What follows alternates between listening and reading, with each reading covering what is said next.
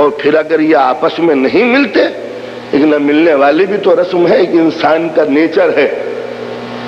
بیٹی نے کوئی بات کہہ دی، باپ روٹ گیا،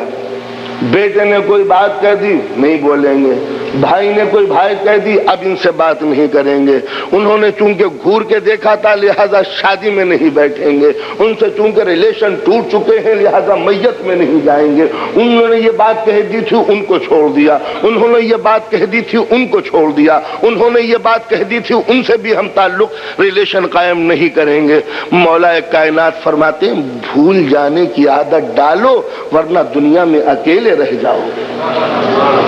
اندازہ لگایا اگر آپ سب سے روٹتے رہے کہ انہوں نے گھورا کیوں تھا، یہ ٹہلے کیوں چلے تھے، یہ مسکرائے کیوں تھے، ان سے بھی ریلیشن ختم ان سے بھی ریلیشن ختم، تو ظاہر ہے کہ دنیا میں ریلیشن ختم تو ہو سکتے ہیں مگر انسان معاشرے کا ایک وجود ہے جو سماج میں زندہ نہیں رہ سکتا جب تک کہ چاہنے والوں کے درمیان زندگی نہ گزارے۔ اس لیے کہ زندگی میں دو چیزیں آتی ہیں، ایک غم ہے اور ایک خوشی، ان کے بغیر انسان زندہ نہیں رہ سکتا۔ ہر غم اور ہر خوشی ہی کے لیے یہ زندگی ہوتی ہے۔ غم اس وقت بڑھ جاتا ہے جب بہت سے عزیز نزدیک آ جاتے ہیں، خوشی اس وقت ملٹی پلائی ہو جاتی ہے جب بہت سے عزیز سمٹ کے ایک جگہ آتے ہیں۔ انسان اگر ایسا جانور بن جائے کہ خوشیوں میں کوئی نزدیک نہ آئے اور غم میں کوئی سہارا نہ دے تو سوائے اس کے کہ پاگل پن کا مرض یورپ میں بڑھے گا اور اس کے علاوہ کیا ہوگا۔ اس لیے کہ انسان کا ذہن محبت کے لیے بنایا گیا تھا،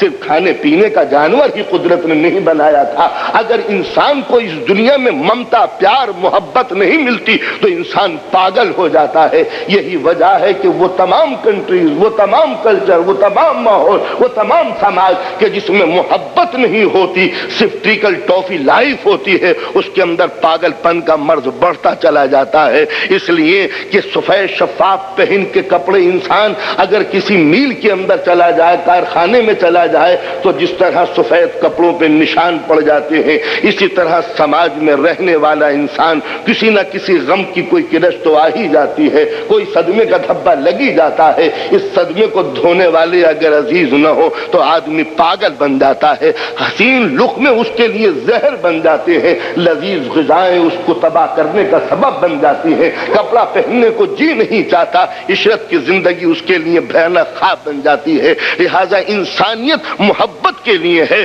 صرف پیٹ بھرنے کے لیے تو جانور ہی بہت زیادہ تھے دنیا کے اندر۔ لہذا ضرورت ہے کہ اس سماج اور سوسائٹی میں سکون کی خاطر انسان محبت کو کریٹ کرے، محبت پیدا کرے، اور محبت جبھی ہوتی ہے جب ایک سوسائٹی ہو، اور سوسائٹی میں جبھی زندہ رہا جا سکتا ہے جب سوسائٹی کی مارکیٹوں میں محبت کا سکہ چلے۔